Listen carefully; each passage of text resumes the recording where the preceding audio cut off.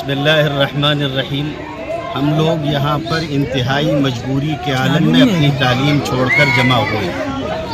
अफसोस की बात यह है कि दीनी मदारिस या स्कूल के तलबा और तालिबात इस तरह से अगर मजबूर हों कि वो अपनी ज़रूरत के लिए सड़क पर आए तो वो पढ़ाई कब करेंगे और दीन का काम कब करेंगे।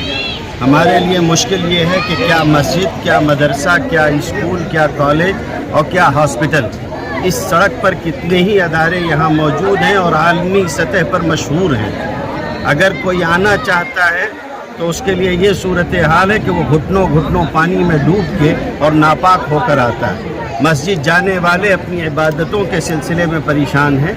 मैं बस दो लफ्ज़ में ये कहना चाहता हूँ, हमारे मसले को सियासी बुनियाद से ऊपर हटकर हल करके दिया जाए। अगर आप हल नहीं कर सकते हैं और नहीं दे सकते हैं तो हम लोग चंदा करके रोड बना लेंगे। बेटा तेरा सर कदे फटा, तेरा सर कदे फटा, कहाँ से गिरा, कैसा? और कितने बच्चे गिरे ऐसे लोग यहाँ पर? हाँ ऐसा के अंदर एक नहीं अनेक काम ऐसे हैं कि जो एक दूसरे की इसके अंदर रुक के पड़े हुए हैं। अभी मैंने जो मालूमात ये रोड के लिए लिया, कारपोरेशन ने भी इसका एस्टीमेट बना के रखी है। एक तरफ से हमारे शहर के आमदार साहब बोलते कि मैंने भी एस्टीमेट बना के रखा है। अरे भाई, एस्टीमेट बनाने से काम तो नहीं होता, मैं 100 एस्टीमेट बना दूंगा। काम की बात यह है कि हमको कारपोरेशन ने ये अर्जेंट काम करके देना चाहिए। हमको आमदार साहब का जो फंड है वो फंड अब हमको यानी मिलना भी नहीं है और लेना भी नहीं है। अभी आचार संहिता लग जाएंगी। अगर कारपोरेशन का आज कमिश्नर अगर चाहेगा तो अर्जेंट टेंडर निकालेगा और टेंडर निकालने के बाद ये रोड का काम हो सकता। अभी हमारे पास 1.5 महीना आचार संहिता का है। आमदार नीति के अंदर अगर अपन जाएंगे तो 1 साल और काम नहीं होगा। इसके लिए हम आज ये फैसला कर ले। यहाँ पर तमाम उलमाए कराम जिम्मेदारान लोग यहाँ पर है। मेरी समझ जो है यही है कि हम लोग इसको जर्नल काम के अंदर अगर डाल दे, कमिश्नर से इसका बजट की नीति ले ले और वो काम का टेंडर निकल जाए तो मैं समझता हूँ आसानी 1 से 1.5 महीने के अंदर काम की 2 महीने में शुरुआत हो सकती है। हर हम एमएलए फंड लेंगे तो आचार संहिता लग जाएंगी, वो काम होगा नहीं और वो काम रगड़ते रगड़ते 1 साल भी नहीं हो सकता। तो हम लोग जिम्मेदारान को मैं ये बताना चाहता हूँ कि मैं यहाँ पर जो भी अभी ऑफिसर आ रहा है उससे अपनों को बात करना नहीं है। अपनों को आयुक्त से टाइम लेने का, आयुक्त अभी एडिशनल कलेक्टर पास चले गया है। अपन एडिशनल कलेक्टर यहाँ वहाँ पे चलो आयुक्तों के पास और हम लोग बैठ के बातचीत करेंगे कि हम लोगों को जर्नल में काम करके दो, हमको आमदार निधि में काम करना नहीं है। यही बात करेंगे तो हमारा ये मैं समझता हूँ कि 1 से 1.5 महीने के अंदर काम की शुरुआत हो जाएगी। और हम आमदार निधि के अंदर करने जाएंगे तो उसका प्रोसेस बहुत लंबा रहता और प्रोसेस लंबा रहता, आचार संहिता लग जाएंगी, आने वाले साल तक के भी काम नहीं होगा। तो मैं आप लोगों को चैनल से बताना चाहता हूँ कि शहर के अंदर ये लड़ाई चल रही है कि मैं करूँगा, कर रहा कोई नहीं। मैं बता रहे थे कि मैं करूँगा, पूरा शहर खंडर हो चुका। मैं आपको बताता चलूँ कि इस जगह के ऊपर मैं पीछे यहाँ पर आया था, बागे कासिम के अंदर 2 गलियों का दौरा किया था। मेरे कल 11 काम की मंजूरी है, आज हो सकता उसका टेंडर निकले। उसके अंदर 2 रोड का काम मैंने यहाँ पे पीछे डाला था। अल्लाह का करम है कि उस वक्त तो मुझको चैनल वालों ने पूछे थे कि यहाँ पर बहुत लोग आके गए और तो अभी तक किसी ने काम नहीं किया। मतलब मैं काम को चैलेंज समझ के करता और अल्लाह का करम है कि बागे कासिम के 2 रोड की मंजूरी आई 11 काम के अंदर। मैं बहुत खुशनसीब का उनका काम करके दे रहा। लोग आते वादों की खैरात बांटते।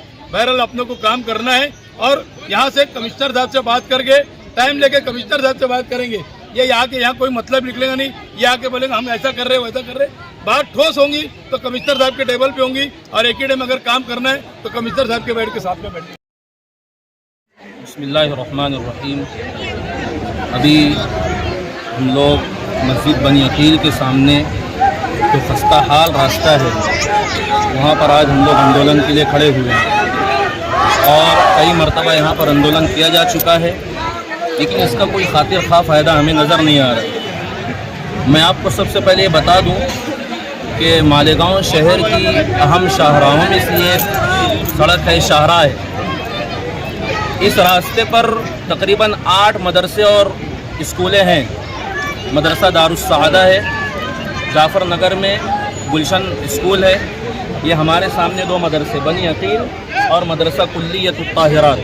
इसी तरीके से कुल्लियतुत तय्यबात आगे मदरसा माद मिल्लत जो महाराष्ट्र की पहली तालीमी और तरबियती क़यामगाह है। इसी तरीके से आगे फार्मेसी स्कूल है, फार्मेसी कॉलेज। ये तमाम लोगों का यही एक रास्ता है जहाँ से इनका गुजर होता है। मैंने बारहा देखा है कि इन रास्तों पर मदरसा दारुस्सादा जाने वाली लड़कियाँ और वहाँ से आने वाली लड़कियाँ, जब ज़्यादा बारिश हो जाती है तो उनके आधे आधे बुरके गटर के पानी से लबालब हो जाते हैं। ये हम अपने बच्चों और बच्चियों के इस्लाम की शहजादियाँ और इस्लाम के शहजादे कहते हैं। मुझे ये बात समझ में नहीं आती कि शहर मालेगांव के कमिश्नर क्या कर रहे हैं। क्या सिर्फ एसी में बैठकर और अच्छे अच्छे खाने खाकर और अपनी आराइश और आसाइश के सामान मुहैया करना वो जानते हैं? क्या हम शहर मालेगांव की आवाम और मदारिस में पढ़ने वाले तलबा, यहाँ इस रोड पर गुजरने वाले शयूख, मुअल्लिमात, मुअल्लिमीन, क्या हम उनको पागल नज़र आते हैं? हमारी उनसे दरख्वास्त है, बल्कि दरख्वास्त तो धमकी के अंदाज में हम कहना चाहते हैं कि अगर हमारी इस आंदोलन का खातिर खा फ़ायदा हमें नज़र नहीं आया तो आइंदा मरतबा इंशाअल्लाह हम कारपोरेशन आकर वो एहतजाज करेंगे जो मालेगांव में कभी ना हुआ हो। इसलिए हमारी कमिश्नर से मांग है कि आप इस रोड को जल्दी से बनाइए और लोगों को आज ही से इसका काम शुरू, जब तक काम शुरू नहीं होगा हम यहाँ से हटने वाले नहीं हैं। हमें बहुत ज़्यादा तकलीफ़ होती है, मदरसे के शयूख यहाँ से गुजरते हैं, उनको तकलीफ़ होती है। कई लोगों को मनके की शिकायत हुई। कल की बात है, कल ही एक हादसा हुआ, एक बुजुर्ग गिर गए, उनका सर फट गया, और न जाने कई एक हादसा इस तरीके से हो चुके हैं। हम फिर से उनसे मांग करते हैं कि हमारी सड़कों को बनाएं, वरना फिर हमें भी समझ में आता है और हमें भी समझता है कि शहर मालेगांव के लिए क्या करना चाहिए और क्या नहीं करना चाहिए। टोपी और कुर्ता जब तक पहने हैं उसका गलत फ़ायदा नहीं उठाना चाहिए। इस टोपी और कुर्ते के उतरने का इंतज़ार नहीं करना चाहिए, वरना फिर मामला कुछ और हो सकता है।